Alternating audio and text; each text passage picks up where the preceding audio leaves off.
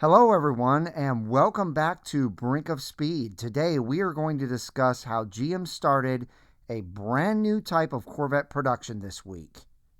All right everyone, I am on the International Motor Racing Research Center and you can now win a 2024 3LZ E-Ray convertible, and this thing is absolutely beautiful.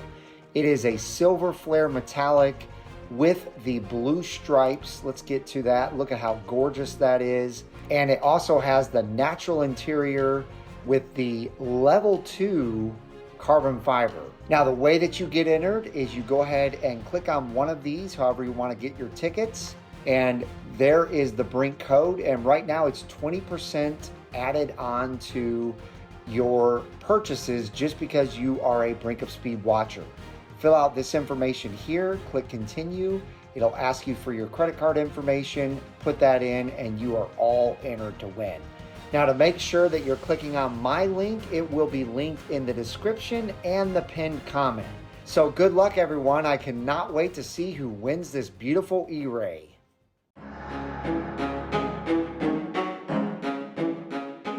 So today we will be discussing how this is a historical moment in time for GM, Chevrolet, all Corvette fans, but mostly for the Corvette. Also, will GM succeed with this new platform? Will most Corvette fans eventually embrace this new type of vet? Will it cause even more shutdowns than all the previous years, 2020 through 2023? We'll discuss if GM continues on this trajectory, will it kill the Corvette or turn it into gold? And is this really the future of Corvette?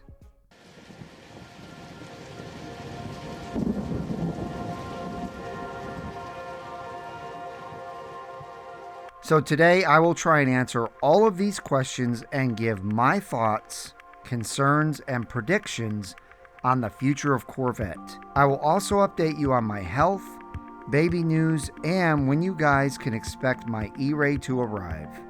All right, let's get into it.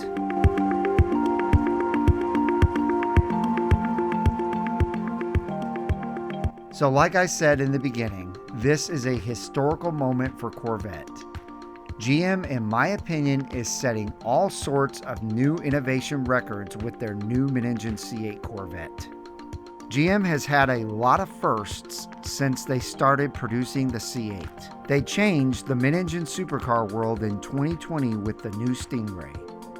It blew everyone's minds and was the performance bargain of the modern era. But in 2022, GM introduced their new Z06, which turned out to be a modern marvel. It was the first time that GM had built a flat plane crank, high revving engine, and the performance was spectacular. Also, the sound was out of this world.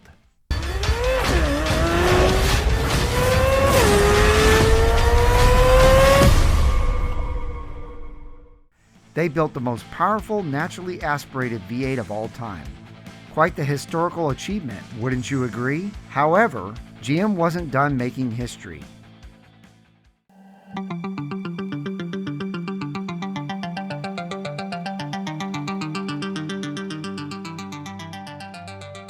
They now have two firsts with their brand new model that they are calling the E-Ray.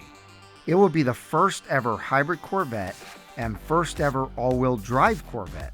There are a few more firsts with this vet, but those are the important historical markers that Corvette and GM will be remembered for. With all of that said, this week is truly historical for GM and Corvette because they finally started production on their all-new 2024 E-Ray.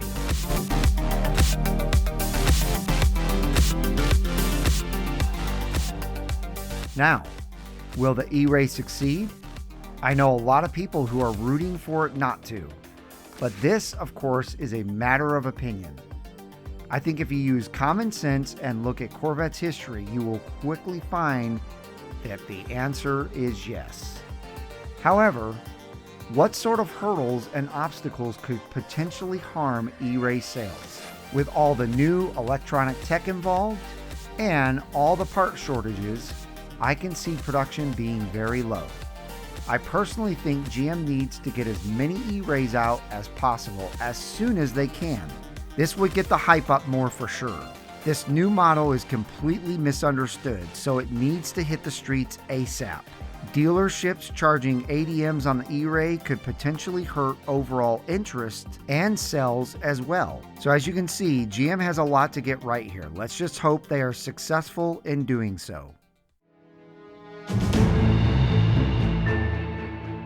I do believe that most Corvette enthusiasts will embrace the E-Ray once there are enough on the streets and once guys like me can do honest reviews on them. Heck, I don't even know if I'll like everything about this Vette.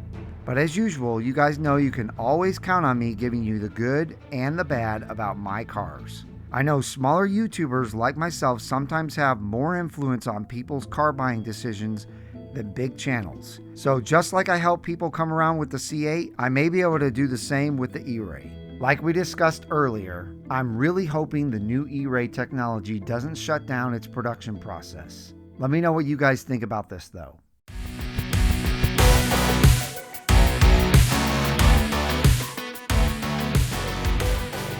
So, now to address the elephant in the room.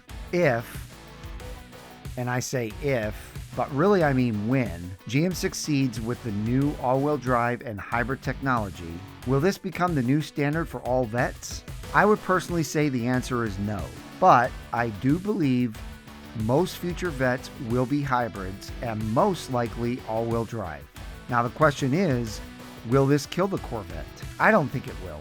I mean, an all-electric Corvette might have that effect, but I don't see the same happening with a hybrid. I really do believe that this is Corvette's future, and I'm okay with it as long as they still give us some rear-wheel drive hybrids. Of course, we may have to brace ourselves for the reality of a V6 twin-turbo coming in some C9s. This is what Ferrari and McLaren have gone to, and I wouldn't put it past GM to follow in their footsteps. So what do you guys think? Do you think that the E-Ray hybrid all-wheel drive system in the Corvette is going to have a future? Or do you think GM is kind of just playing around with this technology just to see how people embrace it? Do you think that the C9 will be an all-electric Corvette? Or do you agree with me that most of the C9s coming out, including the Stingray, will probably be hybrids? Hopefully some will be all-wheel drive and some will be rear-wheel drive. Because we definitely don't want to give up that rear-wheel drive system, especially for track use and lightweight capabilities as far as the track use goes. Also, what do you guys think about the comment that I made on V6 twin turbos? Even the new Maserati supercar has a V6 twin turbo. So it seems like this is where everyone's going.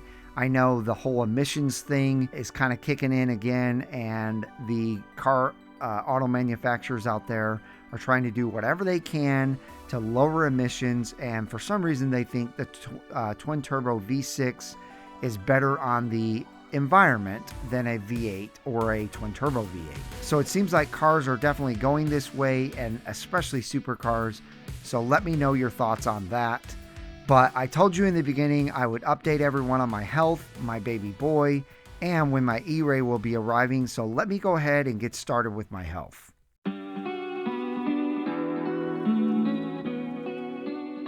So I'm still working on getting back to 100% healthy, but it is a day-by-day process, and I really appreciate all of your guys' thoughts and prayers. This really does mean the world to me. You don't even understand how grateful and blessed I feel to have wonderful Brink of Speed community members like yourselves out there hoping and praying for me every day that my health gets back to normal.